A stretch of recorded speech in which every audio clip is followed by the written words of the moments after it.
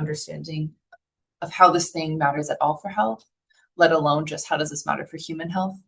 And it's something you kind of get to value more over time and with exposure, I think. So it's possible that you're reading this and you're like, yeah, I'm not going to study zebrafish. I don't need to know what shoaling behavior is. But especially like if you're pre-med or if you're working in life sciences, you're very, very likely in your bachelor's classes to have to read papers where you have to read about some really arbitrary specific behavior to some specific model organism. So finding a way to make this interesting for yourself is a useful skill. Is very, very likely, like I say with confidence, that this is something that you will continue to encounter. So with that said, this is just one example of how we're relating zebrafish to human health and human behavior. And it's because we can't study this in humans. A, is not ethical. B, humans are too complicated and we don't even understand the baseline well enough to say what about this really is connected to human, like this specific thing within humans versus any of the other things that makes humans different. Emily, could you talk a little bit about, sorry to interrupt you, but could you discuss a little bit about the baseline, basically reads for humans and how those were collected? Because we touched briefly on how databases are everything.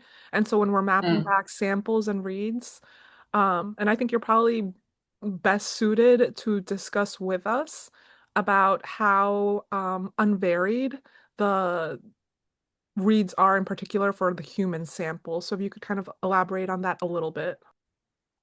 Are you talking about just general genomic sequencing? Yeah, for human health, the reference genome for Yes. yes. Yes. So usually these reference genomes come from like big consortia, meaning just really big groups with a lot of money across many institutions, where they're generating what is the standard for, in this case, like the human genome. And what this also means is that this is usually actually not that representative. So in the United States in particular, the human genome reference is the most closely mapped to people. Up until like the recent years, the first human genome reference was most closely mapped to white people because this is who the sample was collected from. And it's not necessarily that the genome will differ dramatically across races, but that it's actually really easy to account for this possible genetic variation across races. And this was just not something that was done. And so newer versions of human genomes that have been released get better and better, both in the broad genomic diversity that they are able to represent just as sort of a baseline, but also in terms of how exclusionary or not exclusionary they are. And we can talk more about this in future weeks because this really relates to ethics within science. And ethics is, especially within human work and with something like racial discrimination, which is a very structural problem. This is something that comes in at the end. This usually is not something that's built in on the front end for science or for these kinds of big reference databases. So just something that you might keep in mind. And then also it's like a lot of the human genome doesn't map to these reference databases. So for example, with microbiome data, you are required to publish your genomics prior to publishing a paper. So this means that your data is required to be publicly accessible before you're allowed to create a publication. And for researchers, a publication is like the thing you want to show. It's how you show that you're productive. However, with the older versions of the human reference genome, you actually weren't filtering out all of the human DNA just because we weren't very good at describing what was human DNA in the past. So this means that if these older samples aren't updated with the newest human reference genome, that we actually have identifying information now in these samples that I can take this older sample and now I have human DNA and I could theoretically trace this back to a specific human wherever this study was collected from. This is a huge ethical concern because you never want this to be able to happen. And you especially don't want this to happen because you are required to upload your data as part of the publishing process. And so the responsibility is really on individual research teams to do their due diligence in how they treat their data prior to making it publicly available. There are some pushes for these big data banks to actually take on more ownership to make sure that people's data is being protected. But unfortunately, it's just not a perfect system at the moment. So there are still cases where important personal information is getting leaked just because of researcher negligence. This happens for human genomics. This mostly happens in the genomics world, but it happens in human genomics research. It happens in microbiome research, anything where you're taking a sample from a human and submitting that for DNA sequencing. This is a problem that pops up still to this day, even though there's laws against it, just because it's really difficult to account for. Yeah. Okay. Thank you for sharing So, that. yes. Will you please enable screen sharing or make me a co-host?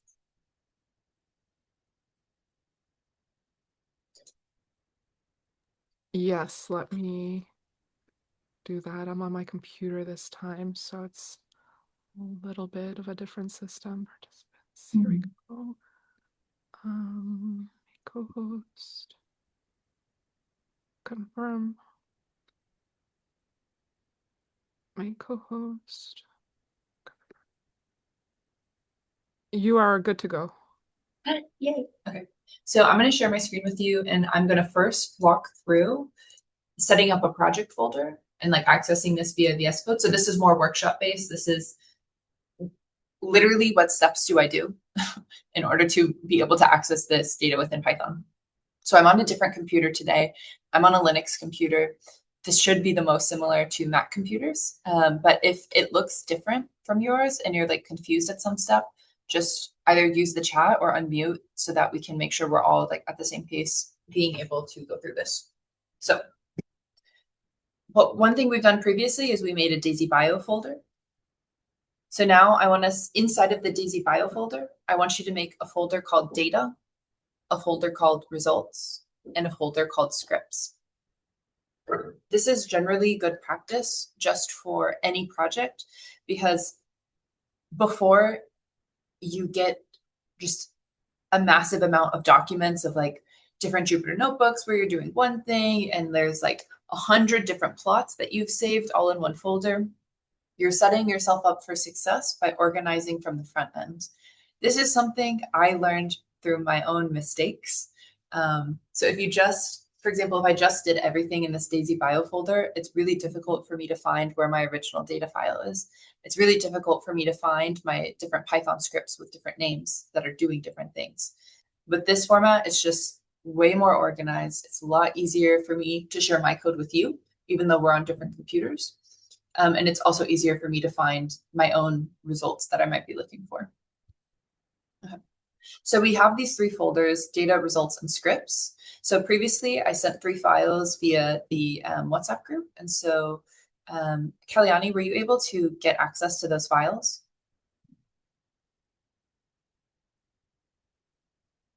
Yes. Okay, excellent. I'll try to be in the habit of sending emails in addition to like the WhatsApp group for this. I just actually don't have a list of everyone's emails in one place. So this is just why I don't have it done this way. But if I look at right now, I'm just going to look at the Google document, and I think this should already be shared with everybody's email. Then I can just copy our emails from there, and then we'll all have access to everything. But okay, so I sent these 3 TSVs. TSV just stands for tab separated file. Instead of a comma separated file, a CSV. It's possible you've seen these types of things before. And so inside of your data folder, so Daisy Bio is our project folder. So we have a project we're calling, or at least I'm calling Daisy Bio. Then inside of our data folder for this project, put all 3 TSVs in there because this is our data. How would we put the TSV files into that data folder? Yeah, so here, let me show you what I did. Here, I had them downloaded just from the web because I accessed WhatsApp via the web. And then I opened a folder. And then I already moved them, so I will just choose an example. So I'll choose my resume as an example, and I copy that. And then I go and I find my Daisy Bio folder. I go into data, and I paste it.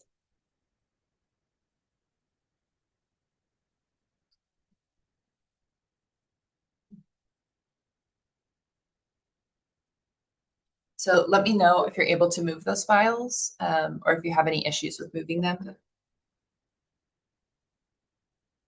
And once we all have the files in the same place, then we can go to the next step.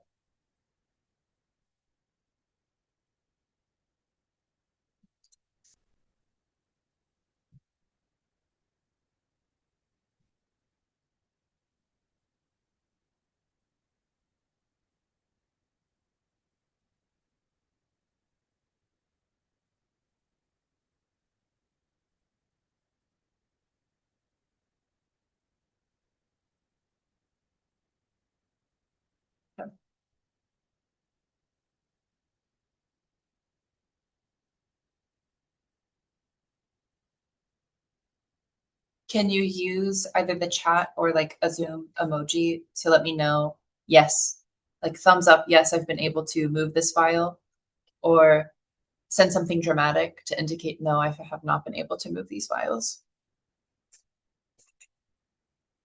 I see some I hearts think from I just Nori. moved them. Okay, excellent. And I do And see then, them when I open it okay, that's in good. VS Code. So. Excellent. And Kalyani, were you able to move them as well?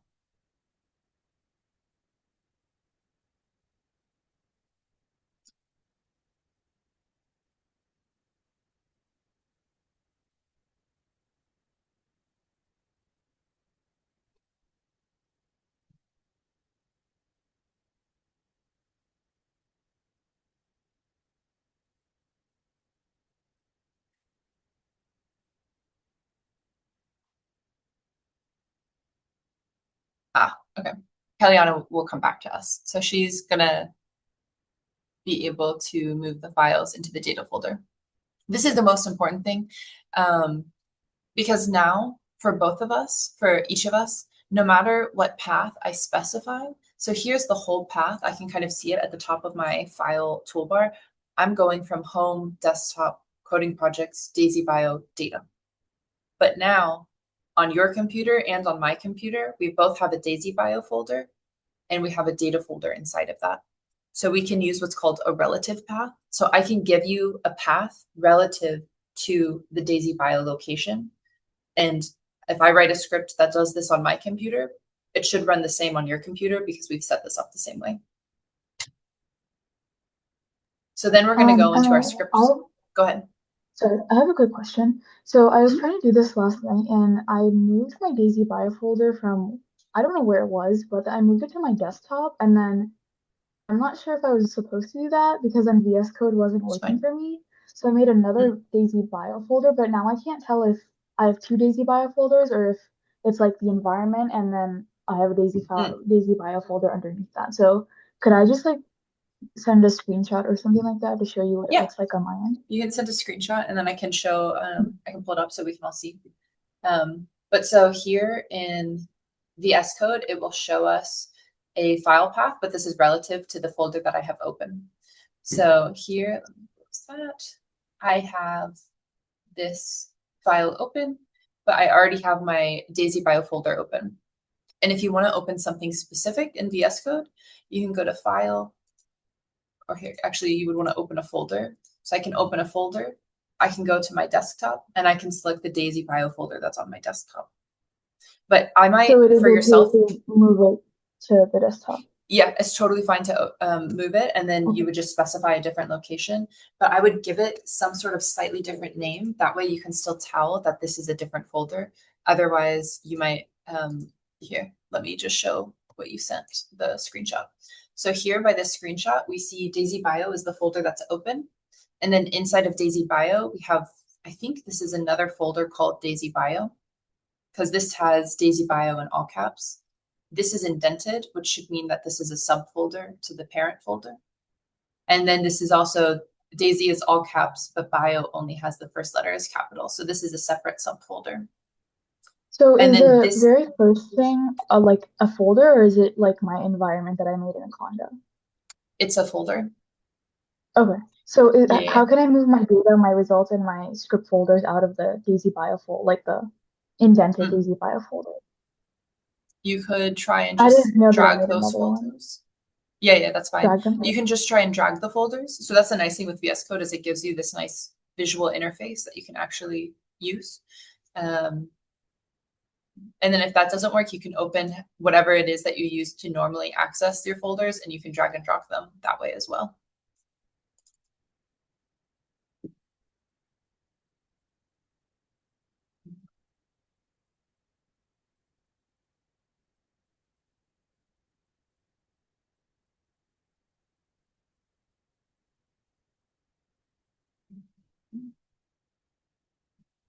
So I'm going to assume now that we have the file folder structure format that we want.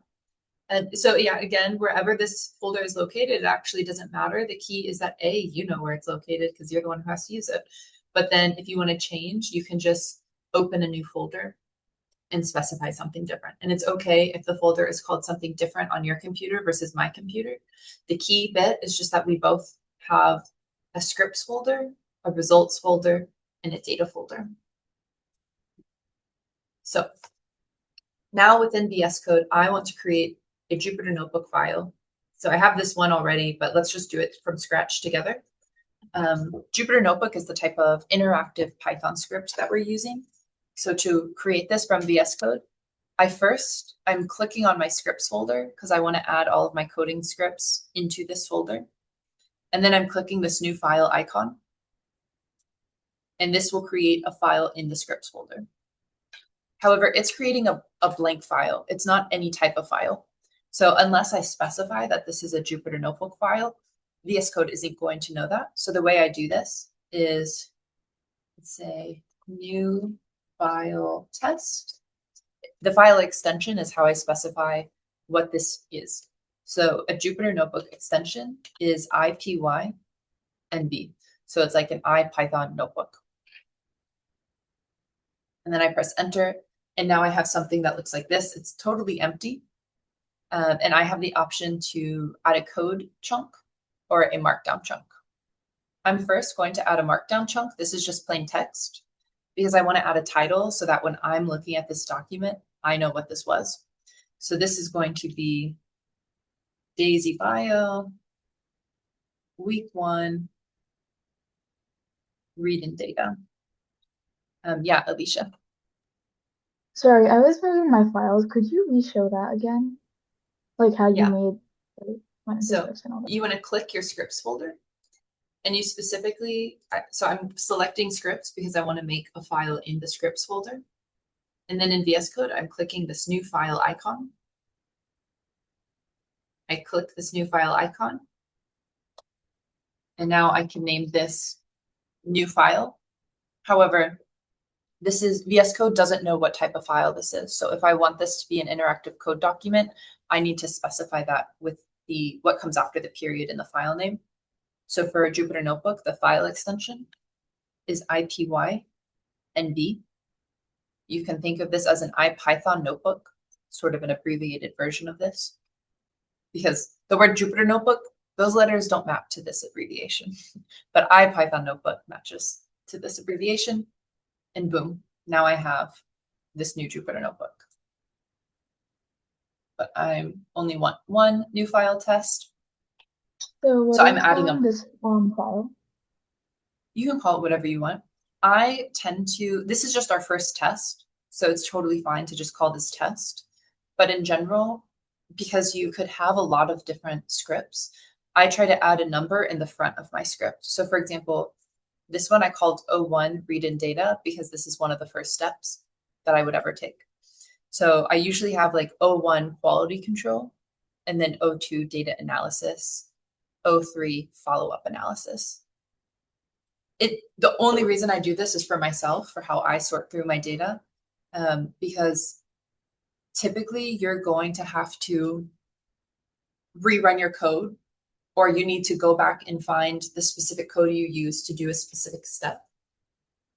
You can have this by having a really specific file name, but sometimes I don't always know what steps I'm going to take. So instead I try to make it the parent step. So for example, let me show our 8-week rubric here. Please, computer. Okay. It's struggling. Just a second. So I'm going to show here, this is our document that we all made. This is our 8-week rubric. And we see that this separated into categories. So your Jupyter notebook right now could just be called like introduction. Or, for example, we see the first thing we really do is quality control in omics. So you could call this O1 quality control. Quality control is always the first step.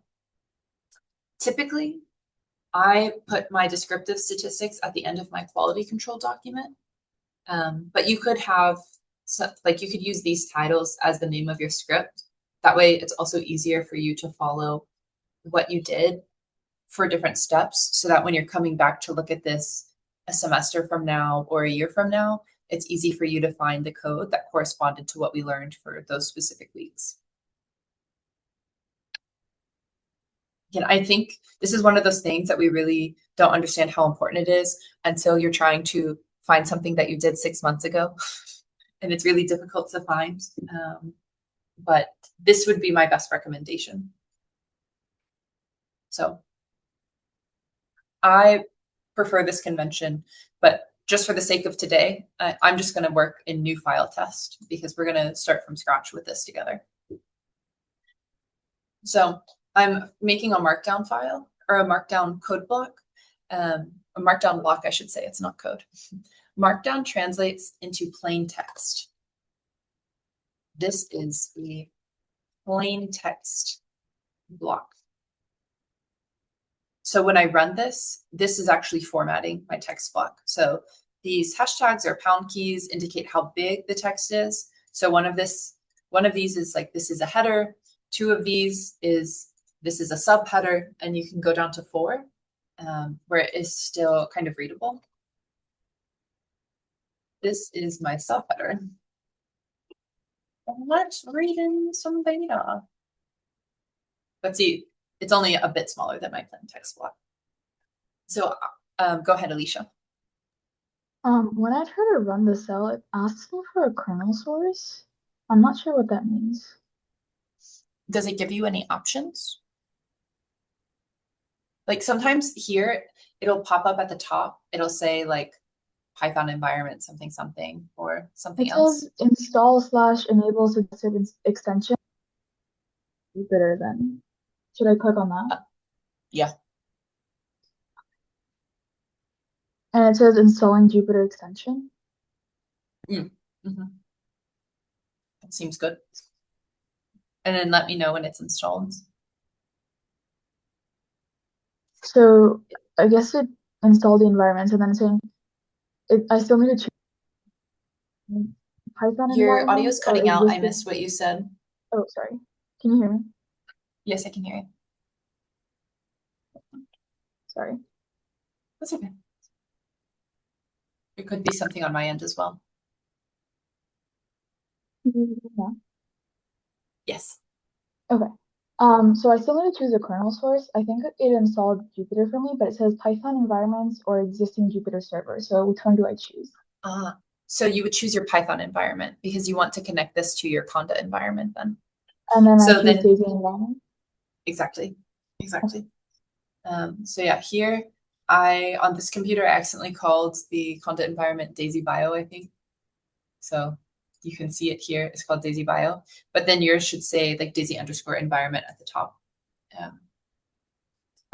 It says running cells with Daisy environment requires the IPY kernel package. So should I install that? Yeah.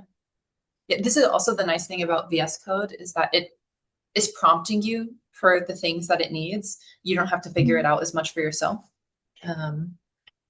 And also, it's actually really difficult to get this set up by yourself for the first time. So this is like our first victory, is getting these things set up. Okay. So let me know, because I also had to do all of this today on this computer. I should have just waited and done this with all of us together.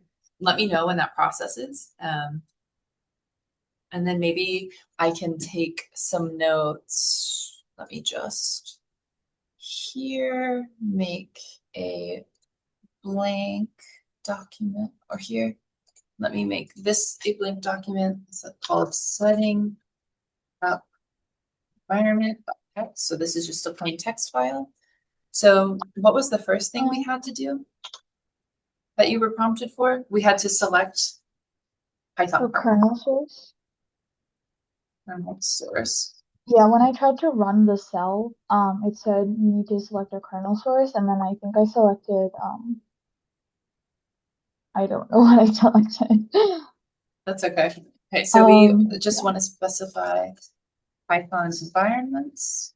Well, this is also like being recorded, right? So I guess like we I talked through believe it, so I so. could, yeah. So.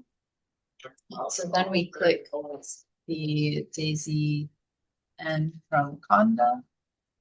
And then also VS Code will prompt you to install the Jupyter Notebook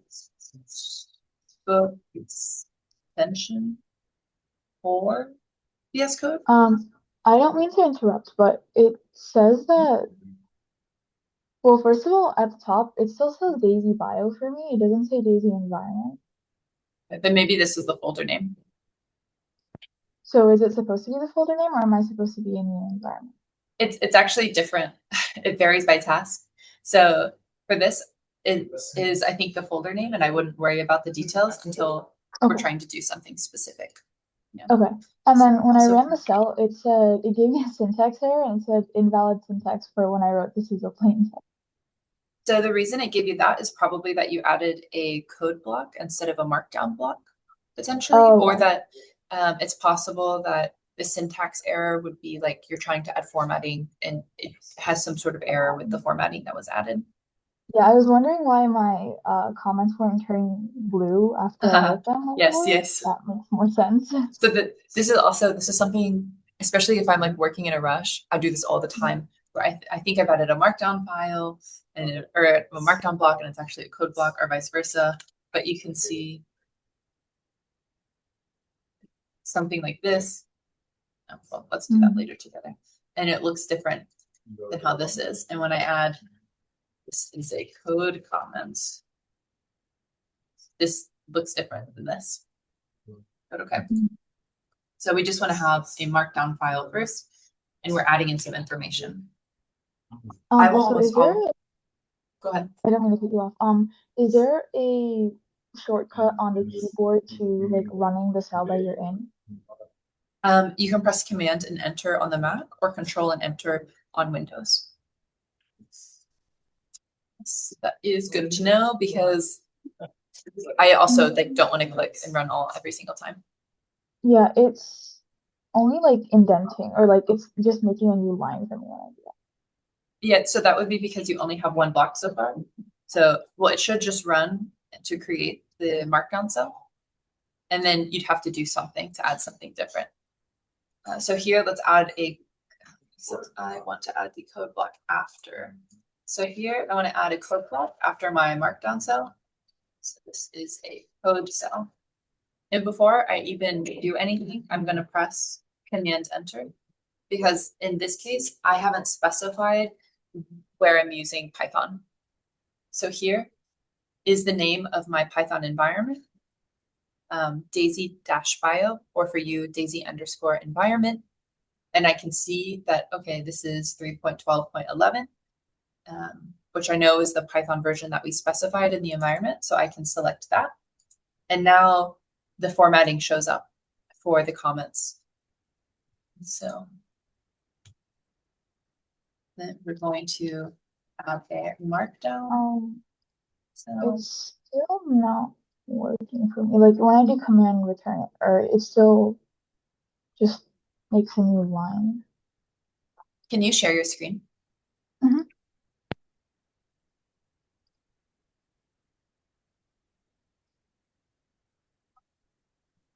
Can you see my screen?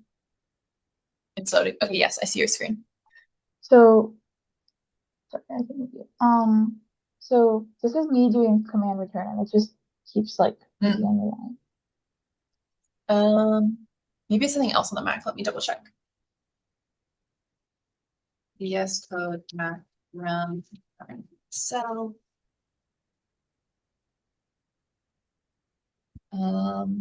You can press also Control Alt Enter. So Control Enter will keep you in the same cell, but Control Alt Enter should Oh yeah, execute I the think cell. Control Enter worked. Okay. because it did the spinny thing here. Yeah. I think the number's going up as well for how many times I ran it. Yeah. It's control enter or return. Yeah. Okay, Okay, perfect. thank you. And yeah, you can see the formatting is right for your markdown and for your cell, so that's good. That means at Mm, least it can read Python as it's supposed to. Okay, so thank you. share my screen again. Of course. See, it's so confusing. There's so many different steps and so many different pieces, and like trying to figure this out by yourself takes hours and hours. And you shouldn't be spending hours doing that because we can just all do this together once, and it's like 1 hour. Okay, so we added a markdown cell, used some formatting, like pound sign, and then we added a code cell. So then press Control/Enter to run the cell. And then possibly specify the Python on the environment again. For you guys should be Daisy environment. And now that we've done all these technical things, it should be set up. So we should be able to read in a data file now, for example. So now at the first code cell for any script should be reading in the modules that you want to use or the packages that you want to use. So for example, we happen to know that we want to work with data as a data frame and that that data is stored in a file. So we know that we want to use pandas.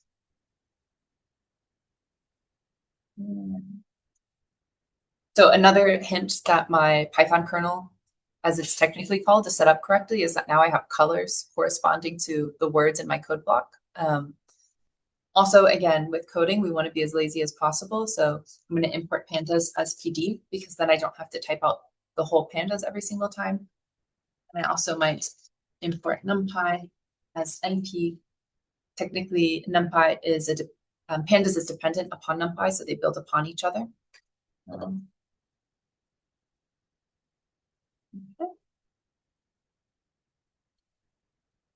And great.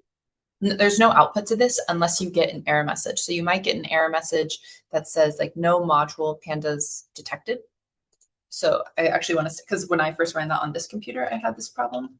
Yeah, I have that error. So do you have to like install it? Exactly, but I'll show you how. Let's see. So I opened a terminal and then had to activate my Conda environment. So here, this is my terminal. And then here, Conda activate Daisy bio. So again, I just named it the wrong thing on this computer. It should be Daisy_environment for you guys. And now I'm inside the Conda environment and I can see that because I'm going from my base Conda environment. Make this bigger. So should I make the text even bigger? No, I was trying to see what you wrote initially because it took me a minute to get terminal. So here I ran this line of code, Conda activate Daisy bio. And I see I go from my base Conda environment into my Daisy bio Conda environment. So inherently, it just kind of lets me know what space I'm operating in. So should I write Daisy bio or Daisy environment? Daisy environment, because that's what yours is called. Exactly. Okay.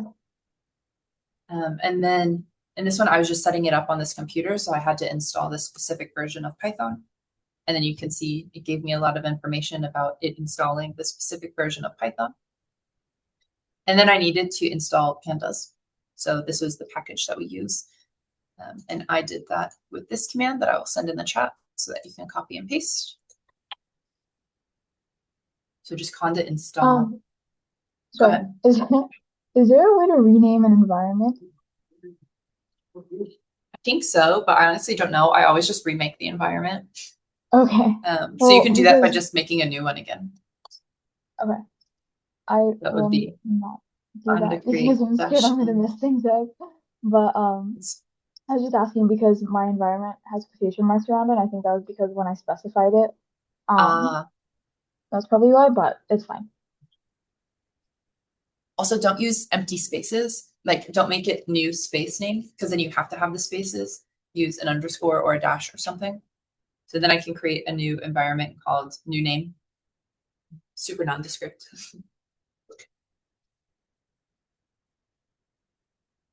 Whatever, let that load. So we're activating conda environment here, which is Terminal is conda. saying that it can't find that environment for me. What command did you try to run? I did conda activate and then daisy environment. You should be able to do it without quotations. I tried it without quotations first and it said the same. Then, I mean, if it worked for you with quotations, then just have the quotations on it, I'd say. It's not working with the quotations. That's super cool. Let's try to rerun it. Let me Google It it. says environment name not found. Should I do double quotations? Because it could be. No. But when I do conda info and then I look at all the environments I have, I see my base environment and I do see one that's called daisy environment with the quotations around it. I just don't know why it's not activating it. Interesting.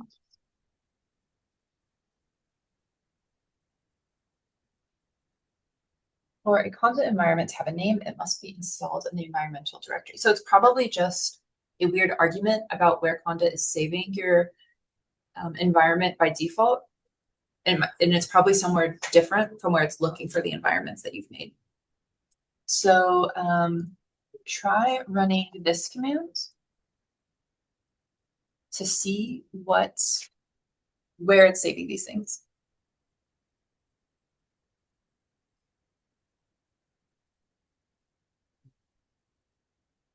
I have a MiniForge 3 environments and a .conda environments. Does it give you like a path? Let me see Yeah, it's like, it says, I can share my screen. Okay. No, I'll show you on mine, just because I think it'll be faster. So here I can see that in my user folder, I have something called MiniForge 3, and then I have my environments. So here. Yeah, I have the exact same thing. So I basically just want to take that, and then oops, instead of having /anaconda 3, I'm just going to copy and paste this and paste it. And I will send this as well in the chat so that you can copy and paste this. But also obviously copy the path to be whatever it is on your computer. This should add that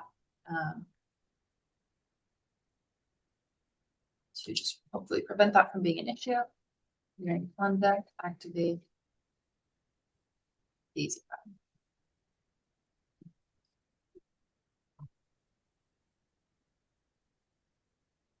Okay. It took the command. What do I do after that? Just wait for a moment. So if we have issues with conda in the terminal, troubleshoot the environment path. Just add that Stack Overflow there. So we've already opened the terminal. Now we want to activate the conda environment. Were you able to run conda activate daisy underscore environment? Let me try that again.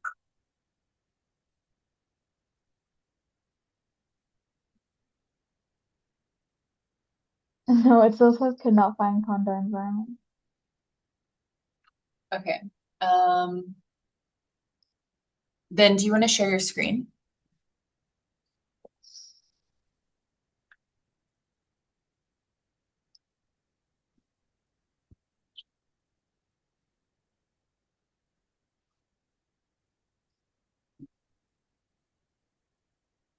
Can you see them? Okay, yes. So try conda. Okay, I see. Conda activate daisy underscore env. Oh, here, there's a command we can run for conda to tell us what environments it has saved. So Is it just conda info environments? No, I mean, that is one option, but there is a more specific command just called conda environments list, and I will send it here in the chat so that you can paste it and we can see what it returns.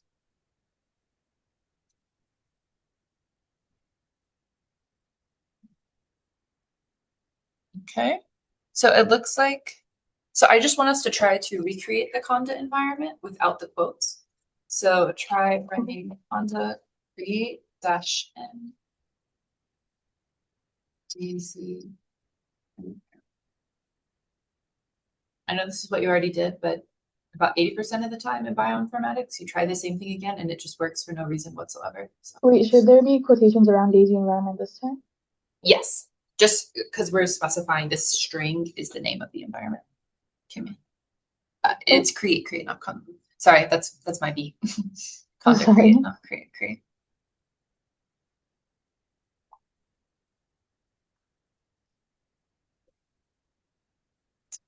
Oh, conda create? Yeah, sorry.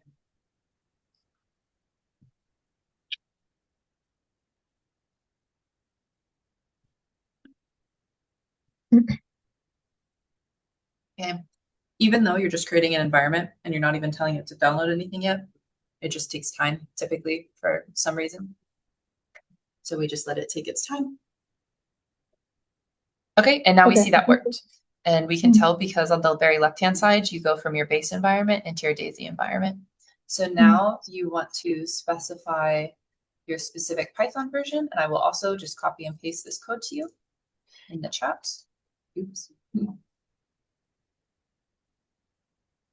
I will not copy and paste it because it's angry. Now I will Command Shift C. So now you can install Python, the specific version, inside of this conda environment.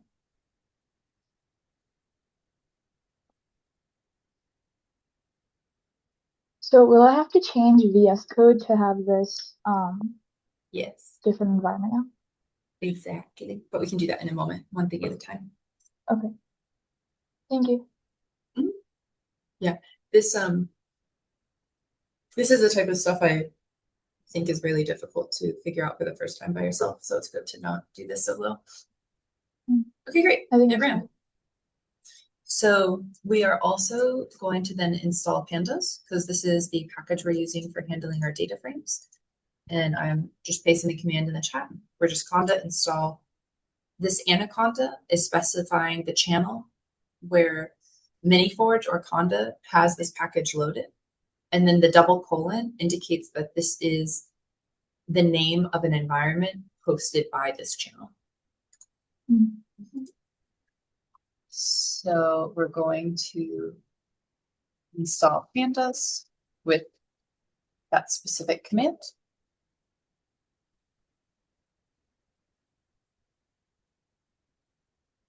Okay, and then that ran. That's great.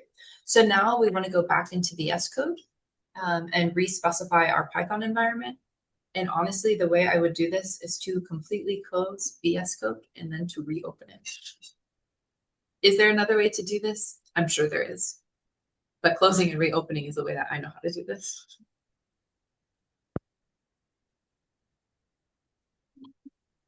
So if I can do all these same steps again. So now I'll open. What's that? Well, I'm sharing on my end.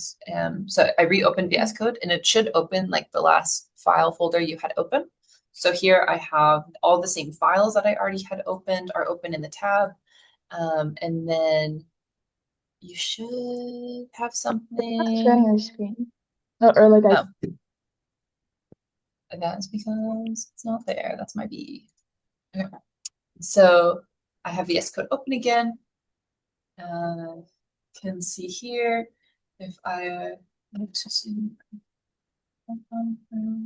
How am I doing this?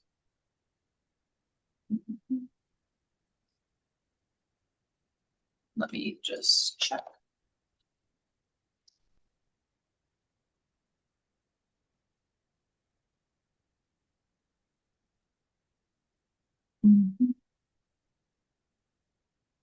There should be a status bar somewhere that allows us to see what environment we're currently loaded in. Environment in the status bar. It could just be this. Search for text. Let's say more. I want to look at the what's called environment. Weird. Sorry, live troubleshooting was never very effective.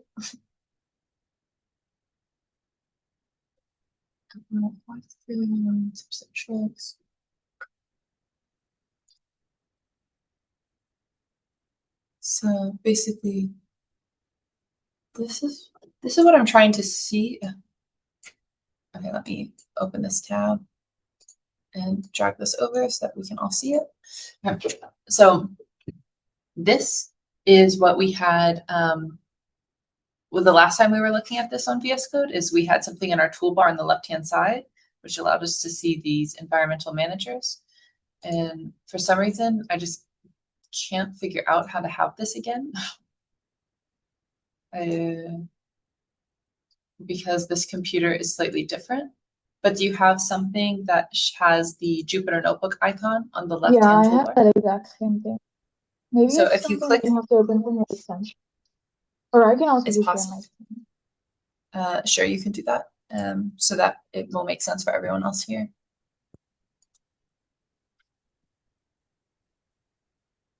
Okay. You see my Yeah, screen? so you can see under your extensions on the very bottom, you have this environmental managers, and then you have this Conda option. And so if we look at what's listed under Conda, we can look at the named Conda environments. And now we see Daisy Bio with no quotes. And we want to select that check mark to say like, yeah, this is the environment that I want to be activated. Okay, I'm just making sure that that loads, but it's processing, so that looks good. Okay, that seems right. So now if we go back into your code document, you have this import pandas as PD. Let's see now if you can run this code block. Okay, so that didn't work, which means that the connection between VS Code and the Is this Conda the environment that we're in right now? Yes. How do I So change that? can you click that? Will it let you? Or select another kernel at the top? Yeah. Python Do I do Python environment? environments. Exactly. And Oh, then here. exactly. Okay, and we see it updated on the top right-hand side, so we see if it runs this time. Oh, Oh, okay. We'll I install guess it's again. making me reinstall it Yeah. because it's a different Yeah, environment. that's okay. It's always stuff like this.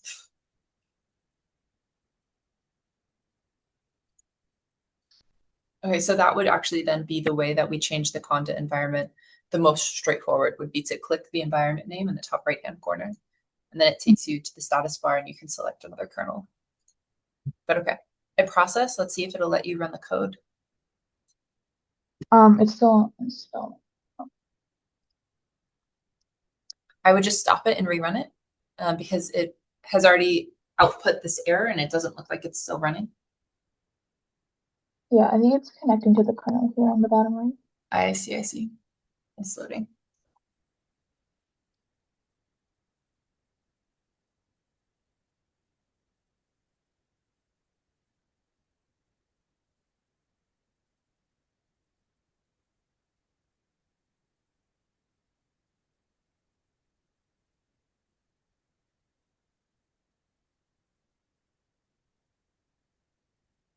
I see. On the bottom right-hand corner, it says connecting to kernel. When I have the Zoom toolbar open, it covers the bottom little bit of your screen, so I didn't see Yeah, it earlier. I My had bad. to move it as well.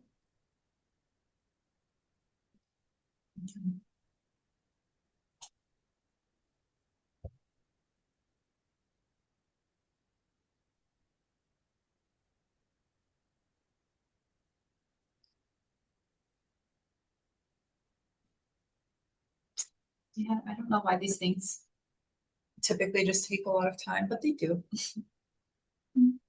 Sorry, it's taking so long. No, it's fine. It's literally, it's always like this. This is the only thing that people sometimes critique Conda for, is that it tends to sometimes just take an arbitrarily long time. But in general, I do think it's a better tool than poetry. and it's easier across computers than pip because you don't need like admin privileges, for example.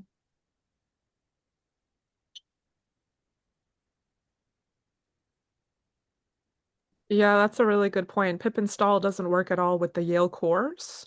Like that entire command structure is broken if you try to VPN into the Yale computational core system to use their resources. Yes, I also encountered this a lot in work. So I just got in the habit of using Conda. One of the reasons I like Conda is that it's not Python specific. So I can install any command line tool via Conda versus Poetry, for example. I haven't worked with it, but some of my colleagues have worked with it and they said that it was Python specific. So then if you wanted to use a non-Python tool in the future, you would just have to learn something else versus Conda covers everything. So I think it's better to just learn Conda. Typically better.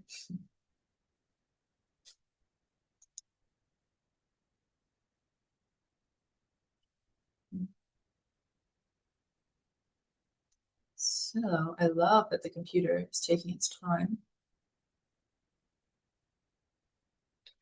I think I ran a piece of code yesterday that ran for 13 hours. So, yeah, that was an unpleasant surprise. It was like, oh, it's going to take a long time. It's a large file. And I was like, oh, like maybe 3 hours. I came back the next morning and it was still running. And I was like, what? Did I break something? Yeah, it's just like that sometimes. So in the meantime, I'm just actually going to stop your screen share and share my screen, if that's okay with you. Or did it just process? No, I think it's still loading. Is there anything I can do to like maybe restart it or something? I mean, you can close it and reopen it if you want, but it might still just take time. So I've done that. It's worth checking sometimes just to see if it'll run quicker the next time. But the caveat is it could just take the full run and you'll just restart from zero, and that's okay. Like you take the loss. Yeah. So now if I check here, I see my Daisy environment is loaded. I've already installed pandas, which I knew I needed to do because I got the error message, no module named X. So I've conda installed pandas. If I run this code to import pandas into this Jupyter notebook, it runs. It produces no errors. It doesn't tell me that it worked, but it doesn't give me an error, and that's how I know it has worked. So now I'm going to add another code block. Now I want to read in my data. So I want to use the pandas.read CSV function. And even though our files are TSVs and not CSVs, so they're tab separated, not comma separated, we can still use this function. And we just use an optional argument within pandas called the separator, and we tell it separate by tabs, not by commas. Now, one of the great things is that we have our project folder set up in the same way. So here, instead of giving a full path to the data, which would be everything like home/user/desktop/daisybio, etc., I can just say, I know I'm in my scripts folder. So go up one folder. So ... means go up one folder. And then go into my data folder and then access the data that I want. So here, I'm going to access ZBreakfish OTU.tsv. And I want my separator to be a tab, not a comma. One thing to note is that here I am using what's called a regular expression. This is like technical coding language, but it basically means I'm not telling Python, go separate my document by the T's, but by using this backslash, I'm saying this is actually a tab. This isn't a letter. This is a type of format. So it will take this and it will separate the document by T's. So if I have, let's just call this OTU dot, and then I want to look at OTU dot.ped. Boom. This is just a nice way. And I see I have 536 columns. So Python isn't going to print all of these things on the screen. It's Sometimes you can crash your computer doing that, but also like it's just ugly. So it gives me this dot, dot, dot in the middle. And then it has all of these columns. And it also doesn't print out all of the rows. So here with the head command, I'm only getting the first 5 rows. But let's say that I actually want to know how many rows and columns there are in my data set. I can use OTU underscore dot shape. And shape does not have any of the parentheses like head does. This is just something specific to Python, and you just have to figure out by trial and error which functions have this and which don't. Most functions do have this, but for example, shape doesn't. And I get my number of rows by my number of columns. So I have 421 rows and 536 columns. Let's say we run this with the parentheses and we get this error message. I get this type error that the object's not callable. To me, this is not the most straightforward error message because it's not like you just have to know that it's now trying to call a function. So if you see object is not callable, it probably means something is wrong with the way that you've written the code from a programming perspective, not from like a grammar perspective or a file structure error. So I will just also add that here.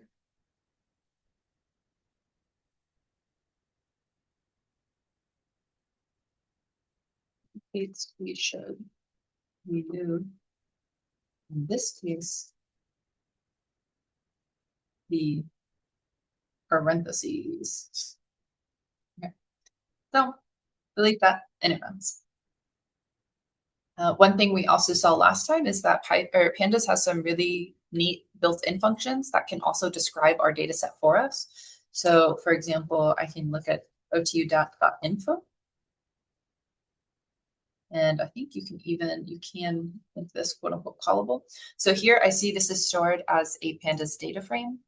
It's telling me my rows, so the index. So this is redundant with shape, but it just has more details. So I can see I have 421 rows, and this is sort of the total range of options that are my row index values. And then here I have columns, and the columns go from X to Y. In this case, I just have integers as the values in these columns.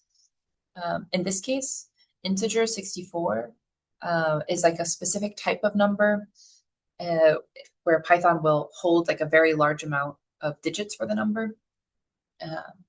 If you're ever working with something that's very high memory, you can change this to like int 32 or something. We're not going to be working with something where this matters. So it's just something to be aware of. And also just since you're getting this information so that you know what it means. And again, it tells us how much memory we're using. In our case, we're not using an excessive amount of memory. You should have no issue running this on your personal laptop. But just in case, sometimes you do want to manually inspect how much each of your files are using. There's also like my pandas cell, I think ran. It gave me like a check mark, so am I like good to go? Like should I import? Yep. If it gave you this check at the end, then that works. And then you can go ahead and try to see if you can read in your data. Okay. And then similarly, Kalyani, if you're at this step, you can let us know if you have any errors and we can troubleshoot them together.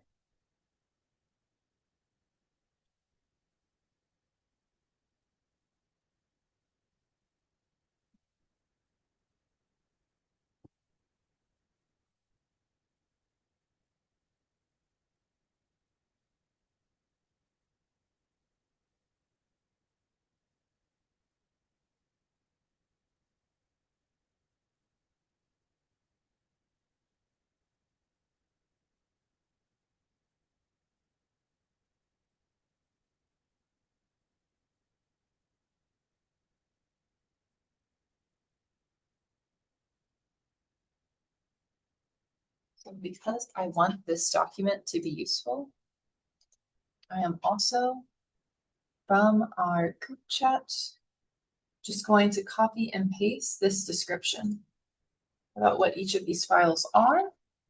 and add it into this document.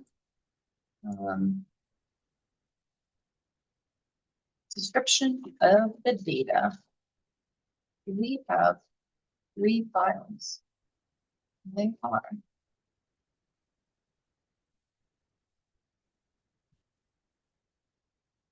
so using the asterisk in a markdown file will create a bullet point. The reason I put this here is that typically,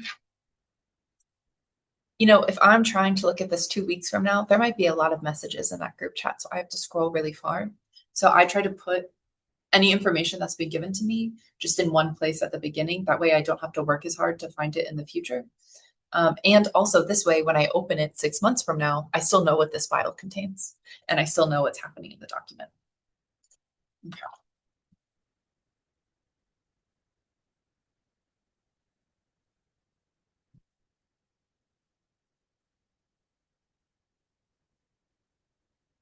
So were you able to read in the data file?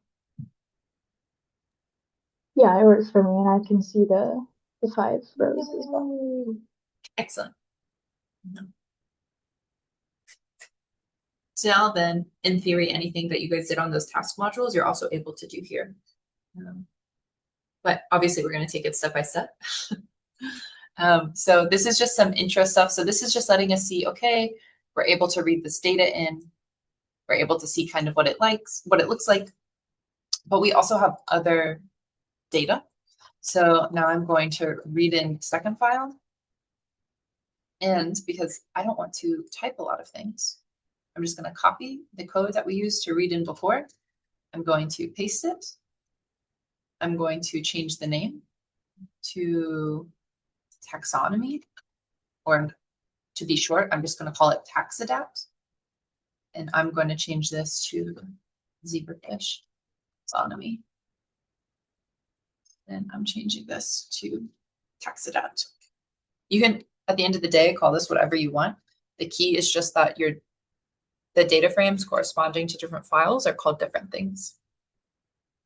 And then if I run this, I have an Excel file that contains information on the taxonomic classification, because here in our OTU DAT or OTU data, technically this is ASB data. I'm using data terminology, but this shouldn't matter for you guys. But all of these column headers, how am I supposed to know what ASB 099 is? That's a very useless name. However, I take that and I look for it inside of this taxonomy data. And now I can make those ASB labels have meaning.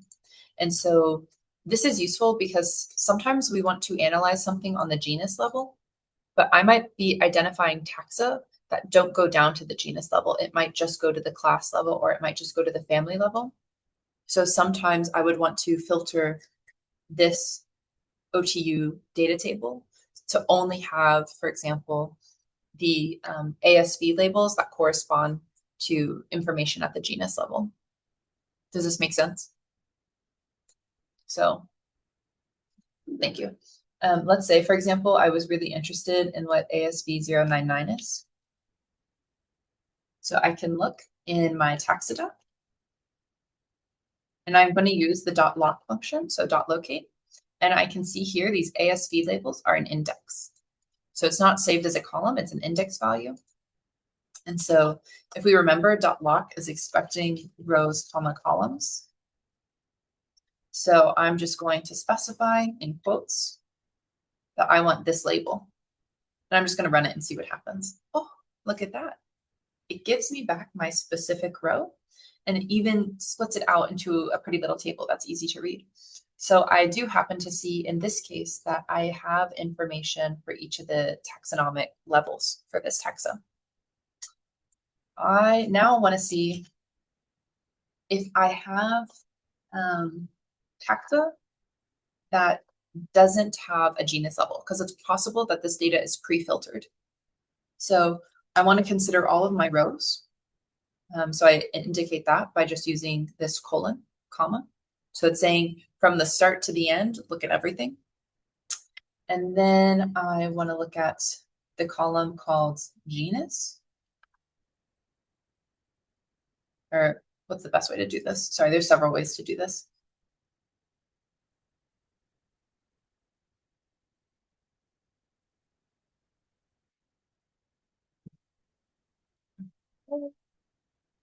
I'm going to do this.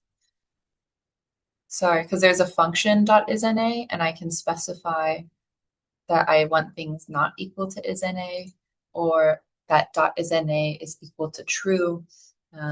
Just trying to find a more succinct way to do it. Sorry. That is not.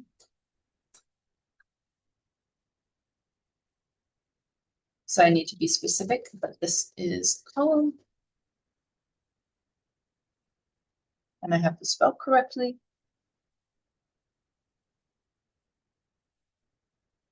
And no, it doesn't like that. So I'm going to try isNA. It also doesn't like that. It doesn't like that because it's a Boolean. So that the number of columns are not matching what is expecting with the indexes. Let me just show you also how I'm troubleshooting. So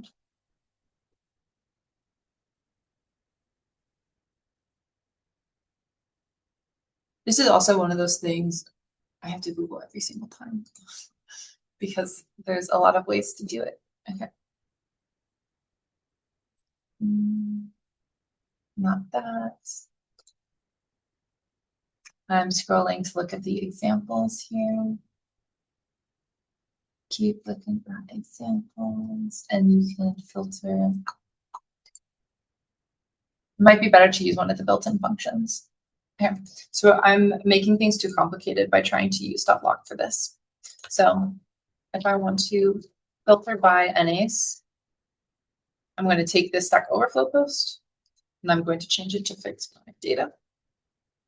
Exit that. Exit that. Genus. So now I have no genera taxa. And now I want to look at no genera taxa. Okay. So now I can see that I have 248 rows. So there's 248 ASV labels that don't have genus level information. And that is actually a big part of our data because we see from our .shape that we have 536 columns. So we have 536 ASVs measured. And 248 of those we don't have information at the genus level. So that might be information we keep in mind. This might indicate to us that we want to pick a higher level of taxonomic classification to do an analysis on. Yeah, go ahead with your question. What does the BAP 1, 2, 3, 4, and 5 mean? Like, where is that coming from in terms of like here? the study? Yeah. So these are basically sample IDs. And so there is a third file that we can look at. Except I want to add this at the end. And now we're going to read in sample level data. I typically refer to sample level data as metadata, so you might hear me call it this. Metadata is typically, it's not the behavioral measures, it's not measures about the data, it's more measures about how the data is collected or what the data looks like. So in our case, our sample TSV has sample data and metadata. So I might accidentally call it both of these things. So let's call this new object samples app. I want to read in my CSV. I want to go up to my data folder. And this is called zebrafish underscore sample.tsv. And I know this is a tab separated file. So I need to separate by tabs. And now I want to look at my sample data.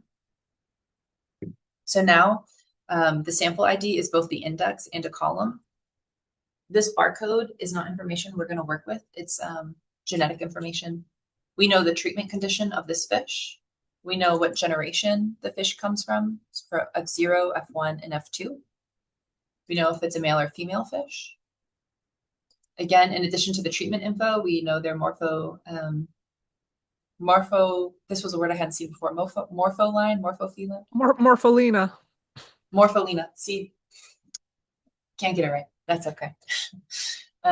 We know their exposure. So DMSO is a control, BAP is the experimental condition. And again, this information matches what we see in the treatment column. It's just easier to access if we need just like a separate column. We also have a unique fish ID number, or a unique fish number. So this should not be repeating values. We can also see what is the tissue sample. So in this case, these are all fecal samples that were sent for sequencing. We have some more technical information about the things in the biological sequencing information, and then the raw data file. In our case, we actually don't have access to the raw data files. We have access to the process data, but that's okay. If you're working as an analyst, most of the time you get access to the process data, not the raw data. But also it would be a bit even more complicated if we wanted to work from the raw sequence files. So instead, what we'll do, let me show you this again. This is our program tab. Okay. So here, this is the week that we're on now. So we're getting our introduction to omics and some biological concepts. But next week, we're going to have the quality control in omics data, including the quality control you would look at for the raw genomics. Where I'm just going to take care of that step in advance so that it's not too complicated for us. So for example, in our case, we're going to go over a FastQC file. So FastQC is the gold standard of how people are examining their genomics sequences. So even if we're not using it for ourselves for this data, if you ever touch genomics again in the future, you will 100% without a doubt encounter this type of report. And like when I was a PhD student, nobody went over this with me, so I had to figure it out by myself. So I think it's good for us to just at least walk through it once together. That way, it's less scary if you see it again in the future. And so Nari has highlighted a question: is there a practical reason why researchers don't include the raw data? So for this publication, the raw data was deposited. So we could go access that raw data, but I actually don't have access to compute resources for processing that data separately. So in our case, we're actually quite lucky that in addition to the raw data, the researchers have publicly available on their GitHub the process data. So this is actually quite nice. Usually people don't do this, which makes the data harder to access, because then you would have to, like I said, I don't have the compute resources. I can't use my personal laptop to process this data, which means that it's harder for me to try to recreate their results. Because they've provided these Excel files, basically, I can now try to recreate their results with basically, like, the only complicated thing is knowing the programming. But if I know the programming, then I don't have further technical issues. But yeah, so this is in theory all that we need. Okay, so now we've read all three of these data files into Python, and all three of these data files have some sort of connecting information. So the taxonomy, it's the ASV labels that are connecting our taxonomy data to our OTU data. So the columns of our OTU data are the rows in the taxonomy data file.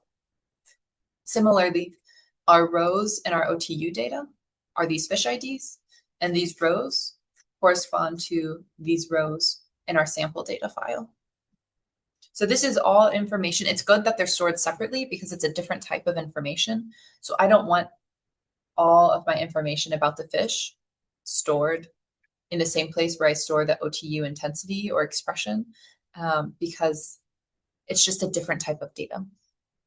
So I want just the genomic data contained somewhere. That way, when I'm running statistics on the genomics, I'm 100% confident that I'm not accidentally including something else that shouldn't be there. Like if I were to, for example, include the fish number, this is a number column. So if this fish number column was included as a column at the end of the genomics OTU data table, this would be treated with equal weight as the ASVs in an analysis, and that would actually be an incorrect method.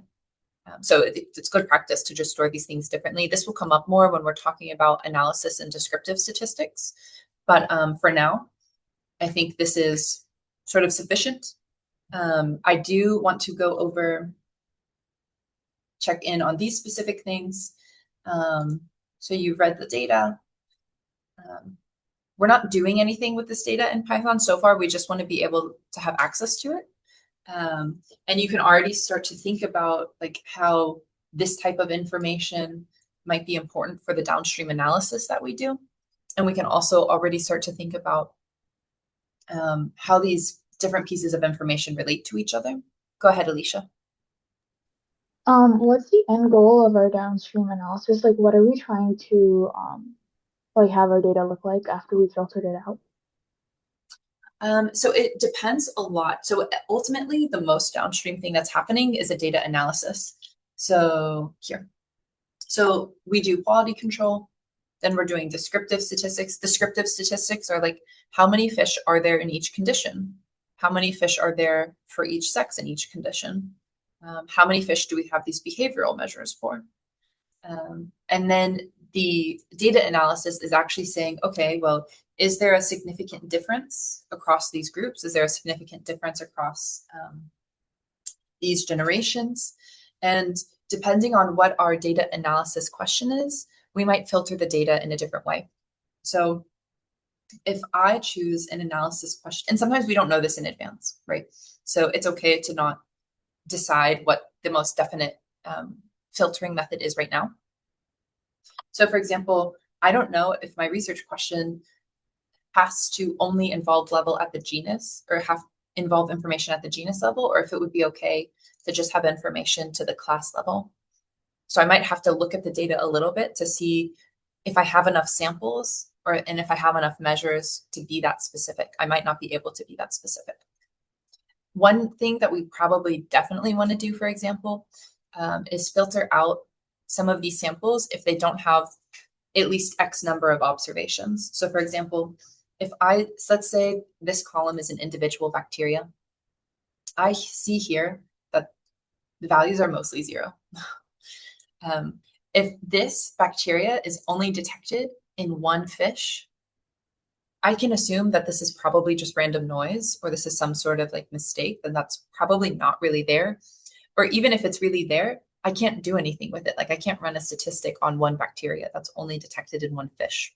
So we will definitely, as part of the quality control, apply some sort of filtering just for the sake of improving the quality of the data. This is what we'll talk about on Monday.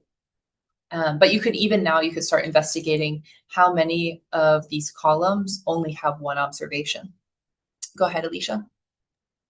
So as we like filter the data out more and we sort of, I guess, figure out what we want our data to look like, that's going to be up to us and like what we're interested in like making our presentation on, right? Like what Exactly. specifically we're trying to answer, like what question we're trying to answer, and what data we need to answer that question. Exactly. There are some sort of field standards, but these pertain to basic quality control as opposed to the research question. So this is what we go over on Monday. And this is more the technical stuff of like, okay, well, I want to detect an ASV in at least 5 samples in order to say that this is really biologically there. This isn't just random noise. And 5 is actually for 16S data. So for this type of sequencing data, they typically choose 5 as like a baseline, just in terms of how many observations do I have to have for this to probably be biologically true. However, whether or not I have enough observations to do statistics on that is a separate question. But we'll talk about more of this on Monday. But you're already thinking in the right thread of like, okay, like how does this matter? How do I make this into something that I can use? Yeah, I absolutely agree that that's actually the part where um, you kind of get to be creative, and it's very difficult. I think I struggled a lot with kind of Replicating a pipeline is very easy. You can grab the code from the original author, you can run it, it will run. But adapting the code so that you can gain new information from the data that they already collected, that's something that is very difficult. And I think that that's the emphasis of the project, is not just you reproducing a pipeline, which is great, and it's very valuable to see if you agree with the results of the author, but also then how do you take it a step further and introduce your own questions and curiosities and actually answer that with the data set. Yeah. Yeah. So we have workshop time, but like if this is already working on your computer, then that you're already ready for what we'll do on Monday. But the key point is that I want everybody to basically be up to this step where we're able to read in the files, we understand what this means. On Windows computers, you might have to use a backslash instead of a forward slash. So that's also something to keep in mind. So I just want us to make sure that we're all at least up to this pace. Otherwise, it'll be really difficult to execute what we need to on Monday. Yeah, Alicia. I know I asked this question before. I don't think I understood, but okay, what does the BAP like 1, 2, 3, 4, and 5 mean again? Like, I'm not exactly sure where that's coming Yes. from. And, like, are those individual fish? Are they shoals? Are Yeah. they like what are they exactly? So these are individual fish labels. We know this because in our zebrafish underscore sample.tsv, which I've read in at the bottom here, my sample ID is this BAP underscore numbers. And each of these rows corresponds to a specific fish. So this data follows what's called a tidy format. Tidy format has a really strict definition, and I'm like trying to not get too into niche technical terms. But basically, every single one of these rows is a single independent observation. So each fish in my data set should only be one row. And I should know from my dot shape argument, get rid of that. So from dot shape, I know that I have 421 fish. I should be, if this data is tidy, then I should have 421 fish in my experiment. I also know that each of my features, so each of the things that I'm measuring in my data should be one unique column. So here, each of these ASVs should be unique, which means that I should have 536 different taxa that are being identified. Yeah, go ahead. Okay, that makes sense. I was also, I know you just put in the chat saying that EAP, like the title, doesn't mean that the fish received EAP. So why is Yes, it that's why called it's that? confusing. It's Yeah. probably just a study ID. So it's probably just that all the Okay. fish in the study received this ID. But then to see Okay. actually the treatment condition of the fish, we can look at this exposure column in our sample data. And then we see DMSO versus BAP fish. And I can also look at this more at a high level. So I can look at sample dot, and I want to specifically select this column here. I want to look at dot value counts. So Also then I to can get the highlight, count. Go sorry, ahead. Emily, also to highlight that this is a 2 by 2 condition study. So you have two columns there where you can see whether they gave them the morpholino and exposure to BAP or just morpholino alone. So there's two conditions to kind of keep track of to know where you are in that grid that we covered in the PowerPoint. And then you can also get even more specific. So because this understanding both of these columns is important for understanding my value counts, I can then say, okay, just give me both of those columns and the value counts. So now I know for my treatment and my I can't ever say this word, morpholino condition, I have 108 fish. And I might want to add another column just to generate basically a table to have the generation. Because this is also important for understanding how these counts differ. So they're actually pretty even across treatment group, condition, and the generation of the fish. And you can see it's nearly even. Some of them are lower at the end because fish die, unfortunately. And then I could take this and I could generate this into a table. So this is getting into descriptive statistics. But this is just, before I do any type of analysis, I just have to know what's there. What do I actually have in my data? And this type of information is going to let me know do I have enough data to do the type of statistics I want to do to answer the questions that I might have with this data set? Go ahead with your question, Alicia. Oh, wait, you're muted, or it's not, your microphone isn't loading. It might be an issue on my end. Hold on. Let me reset my headset. No, it's not an issue on your end. I can't hear Alicia Okay. either. She's Sometimes your microphone like cuts in and out. I think, nope. yeah, it might just. Yeah, no, you're still not working, Alicia. Come back, come back. Let me see. It just seems like you're let me see, ask to mute. Ask to mute. Nope.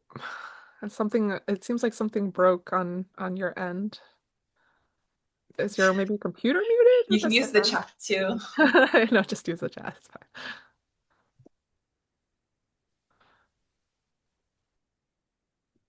Does that? Yeah, this is not happening. Let me It's see. fine. Computers fight back. They really do.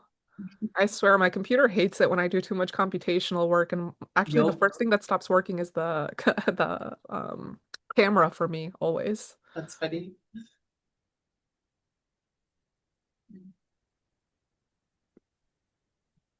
You might have to exit and re-enter the Zoom. Like you might have to close Zoom and restart Yeah. it, or you can use the chat. I don't Yeah. want to take up too much of your time too, because I know like this cuts into your lunchtime.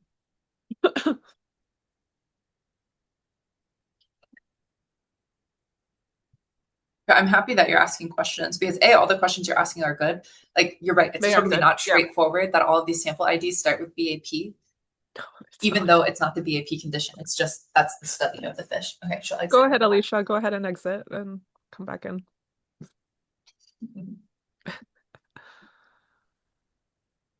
And then I'll also send this in the group chat Yeah, no, with that's the great. setting up the environment so that hopefully we can all have the same baseline on Monday.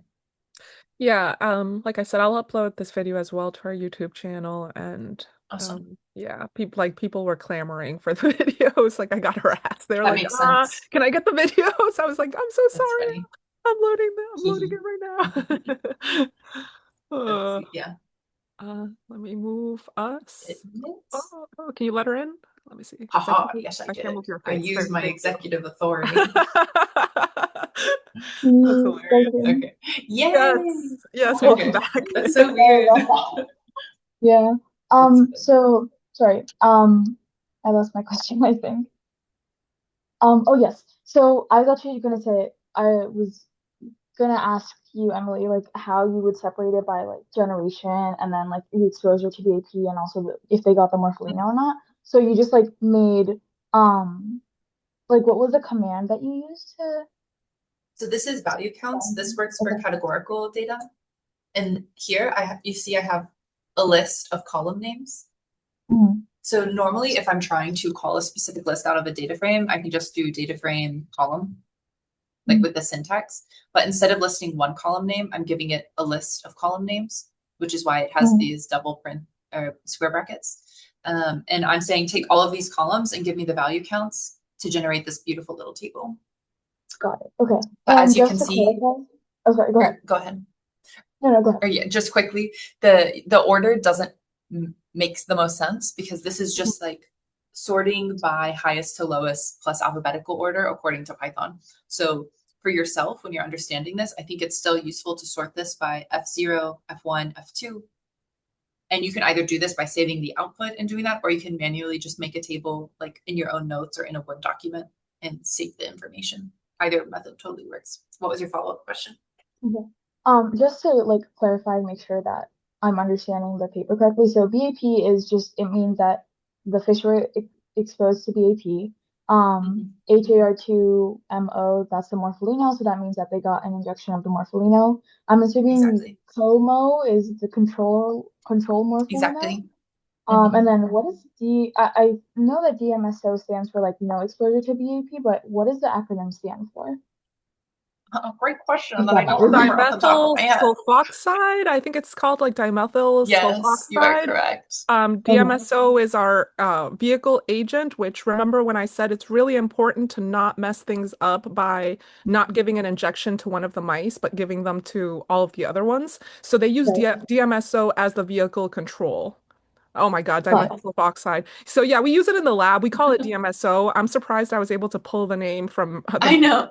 the old memory bank just like that. But yeah, this guy is really interesting because we have to open this vial in the hood to not contaminate it because it's going into the animals for injections.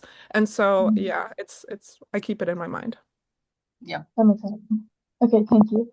Yeah, I'm yeah. just trying to But better understand the data because I'll have to like yeah, manipulate it eventually. So yeah. yeah. Well, and also like everything at the beginning is new, right? So it's like, and exactly, it's just trying to understand what's there, like Como, control morpholine. Oh, okay, they made that up.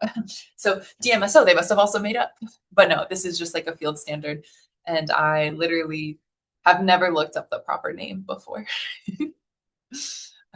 Yeah, it's just a standard. So whether you're looking at cell line experiments, um, model organism experiments, DMSOs are pretty common, just benign control. I'd say that the authors were extremely elegant because they had both controls for the exposure and the morpholina. The morpholina was a scrambled morpholina, so it did nothing. It was just Mhm. kind of like nonsensical.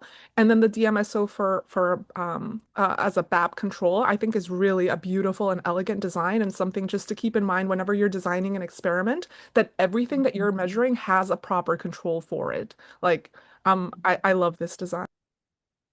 Mhm.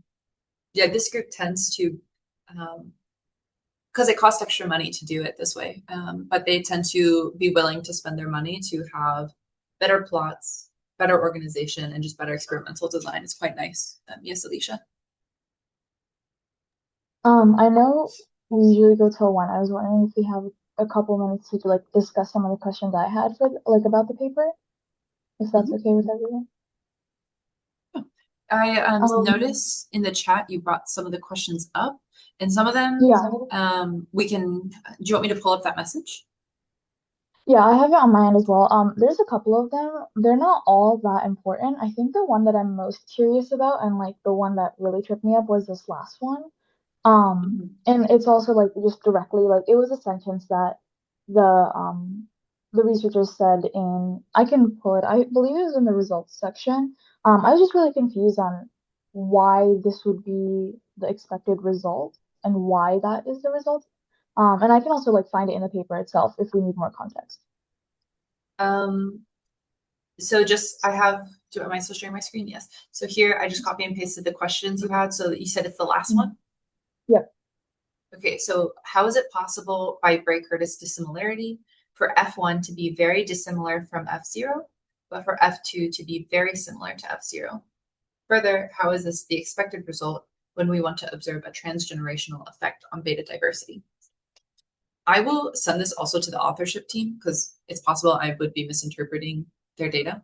But what I understand is that they're saying that potentially, so F1, meaning the first group of babies, are very different from their parents. But the grandbabies are more similar to the grandparents than the babies are to the grandparents. So this is indicating that the generational effect. So this happens at F1. Here, let me see. Let me just pull up the figure from the paper. And I have it open in one of these many, Yeah, the many way that you tabs. interpreted it was exactly what I thought as well. It's just like saying that the first filial generation is not similar to the parent generation, but then the second filial generation is. I guess my Right. like the question that was tripping me up a little bit more is the researchers said that this is what we expect, like this is what it should Yes. be if we're looking for Yes. a transgenerational result. Um, but I like in my head, I don't know if that makes sense because if we're observing a transgenerational effect, then shouldn't the later generations be more dissimilar from the parent generation? Right. So the reason that we can still call this transgenerational is that so for our first generation, when these are embryos, they're being exposed. So just from these things being embryos, we're having an effect on the baby's babies, basically, or like, because they're not even babies at this stage, they're just embryos. So you could equate this to like prenatal exposure, except that this is fertilization that happens outside of the body. But so when these eggs get fertilized, if this embryo is exposed to BAP, that is sufficient for when these embryos grow into adults, those adults' babies now still show an effect of BAP. So they're more dissimilar. But these adults, or the baby, someone's playing a trumpet. These babies, when they grow into adults, these are not exposed to BAP at any point during their lifetime. Their children don't have the effect. Or this, so it's not surprising that this generation would be different from this generation. However, the grandbabies are more similar to the grandparents. I'm trying to not use F0, F1, and F2 because I think this can make it confusing. But so the grandbabies are more similar to the grandparents. So this effect, even though we don't see as much maybe of this effect in F1, we're still seeing by the microbiome, as told by Bray-Curtis dissimilarity, that the grandchildren are more similar to the grandparents. So sometimes this can happen because for these embryos, it can impact the eggs of their future offspring. So when the second generation has babies, those eggs have already been impacted. They've already been shaped by the BAP exposure. So this happens with humans as well, that if I have exposure to certain chemicals, it won't necessarily impact my daughters, but it could impact my granddaughters.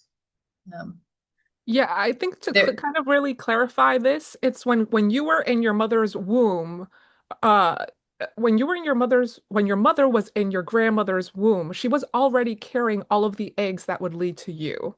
So that's an impact where if your mother, like let's say your great grandmother was exposed while your mother was in her womb, then her reproductive system would also be impacted, and that impact would go towards you. And again, if the chemical is much more inclined to impact our reproductive organ, this is something that we could see occur. And so then the impact happened, to your mother while your grandmother was pregnant, but you will see the impact of that in your own genetics, if that makes sense. And I don't know how one for one the fish are for humans, but this is also like, this is my understanding of humans as well. So this is why even the grandbabies will have an effect of the exposure to this chemical, despite that for two generations, no one's been exposed. Go ahead. So I guess it's like, I think I understand, Nora, your example. I think that made more sense in my head. But also just to like clarify, the exposure to BAP, well, I understand that the exposure to BAP is only at the grandparent, like embryo stage. But what we're saying is that like the grandparents' children's, like the F1 generation, they are more directly like exposed to the consequences of BAP than the F2 generation is. Is that I don't, a good way to put it? Because I guess I'm trying to understand like how BAP plays a role in this, because again, we are only like treating them, we are only like exposing the F0 embryos and then they grow up, but then like F1 and F2 never ever get into contact with BAP directly. So I guess like I'm still like having a hard time understanding why F2 would be more similar to F0. This has to do with basically the process Nori was describing. So it's basically that when your grandmother was pregnant with your mother, the developing fetus of your mother was also developing the eggs, one of which eventually became you. And so at that time point, there could be chemical exposure, which would develop the eggs inside of the fetus. And that is how it impacts your generation. And so that is why you can see a greater impact. I'm not comfortable necessarily saying it's greater impact. I would look at the details more closely before I say it conclusively. And I'll check with the authorship team because, again, they know fish very well. I don't. But that is why we're able to see such a strong effect, that the effect on F2 seems to be greater than, at least by Bray-Curtis diversity, of the microbiome than the effect on F1. And it's possible it's just because the exposure as an egg has like you're more susceptible to greater change as opposed to the exposure as an embryo. Does this? It's a really good question, Alicia, and I Yeah. really want to highlight that this is like complex biology, and so these are things Mhm. that, we've noted, but you're correct that it seems like a Yes. paradox that exposure wouldn't impact the actual embryo, but the embryo's children. But it just Mhm. depends on the mechanisms of the drugs, and there's many pathways that actually kind of follow these trends, including things like epigenetic modifications, which we can talk during some other day. But so Okay. there's many mechanisms by which a drug or exposure could impact the reproductive system of the children, but not the children themselves. So it is a paradoxical kind of idea, but when you think about it, how these drugs are impacting the reproductive system, then it makes more sense, right?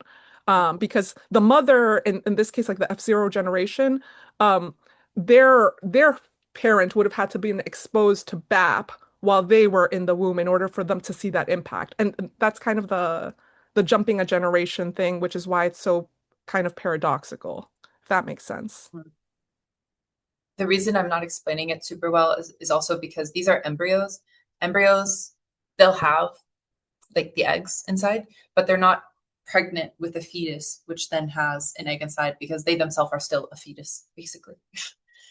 So I will talk with the zebrafish team and ask them to use simple language to explain exactly why this makes sense. And I Um, guess I was also like misinterpreting this, but when we say that F2 is more similar to F0, we're saying that like in terms of the results that we saw, F2 mm, is more anxious, their gut microbiome is more similar to F0, whereas F1 is maybe like the fish in F1 are less anxious, right? Is that correct? Or is it um, I want to pull up their specific tables and stuff. hmm. Um, but We can also for like this, we can come back to this because I know that we it's have okay. this. I mean, but these are good questions. So, and you're getting right at the point, which is very, very good. So here for Bray Curtis. So Bray Curtis is telling us for all the things within the sample, how similar are all the things inside of the samples by one group, similar to the things in another group. So all we know here is that F0 and F2 are more similar than F1 and F0. Um, it's possible that even though F0 and F2 are more similar to each other than F1 and F0, that F2 and F0 could still be pretty different. We'll have to generate the statistic for ourselves and look at what that number is in order to see if that makes sense. And so this is when we get into the data analysis piece. So we do talk about the statistics at kind of a high level, but Bray Curtis is pretty standard in the microbiome field. So this is absolutely something we will reproduce for ourselves. It's also possible that like we'll apply slightly different quality control filtering to the data. So we might produce slightly different results than what they published. And though it's still a valid result, it would just be because we use different quality control filtering. Yeah. Any And last this is questions? Yeah. Um, not really, but I guess I was also just curious about like beta diversity. So, I Mm, ended up like researching what alpha diversity, beta diversity, and beta dispersion were. mhm, And I understand what they are. I guess I'm also wondering what a transgenerational effect on those three looks like results wise. Like if we were to see a transgenerational effect on, mhm, let's say, beta diversity, what does that look like in the fish? Same thing for alpha and same thing for beta dispersion, if that makes mhm. sense. That does make sense. So beta Yeah. dispersion itself just means group variance. So beta dispersion is typically something you would check before running further statistics because it tells you if you meet the assumptions of the statistics. Versus alpha diversity is telling us within a group, like how much diversity is there within the samples, or like how different are these samples from each other. And beta diversity is telling us how similar are these samples in group A to the samples in group B. And so when we talk about data analysis and descriptive statistics, we're going to talk about specifically what each of these mean, especially because there's several different types of measures of alpha diversity, and they each answer a slightly different question. So this is all stuff we're going to learn. So it's good that you're asking these questions, because this is like microbiome research 101. So your brain's in the right place. Okay, and not to like add anything more to your plate, but just one more like quick question. So again, like similar to like what we just discussed with like beta and alpha diversity and beta dispersion. I also like one of the like common things that we've seen is ASV. So if we could just like go into depth into like explain what that is. Because again, like I think I did research on it, but like I know the definition, but I don't necessarily understand how it works, and why Yeah. it's important. And it's also showing up Right. in these tables that we have. Like there's a lot of them. Yes. So really like the importance of those, why we're like, I guess, using them to profile Yeah. the community, the microbial communities, and then yeah, like what they mean, like what do the numbers mean in front of them as well? Because I think one of the things that we saw was like ASV like 99. Like how is that different from like Exactly. 100 or like things like that? Exactly. Yeah. And We'll talk also, about yeah. this on Monday, because this has to do with the genomics data processing method. And this is an Okay. important distinction, because they mean different things, like you said. And one is an older way of processing data, one is a newer way of processing data.